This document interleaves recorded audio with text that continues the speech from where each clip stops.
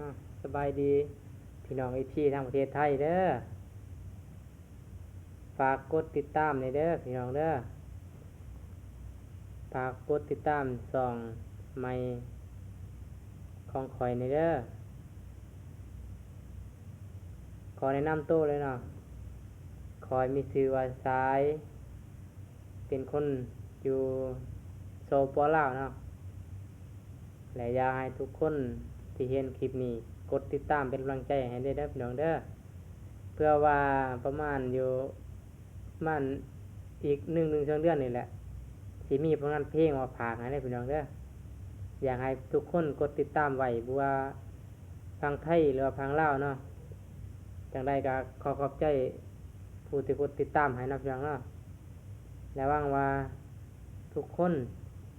สิกดติดตามให้หลายกว่านี้นะพี่น้องเนาะเพื่อว่าสิเฮ็ดคลิปให้มันมีประโยชน์กว่านี้หน่อยหนึงนะขอขอบใจ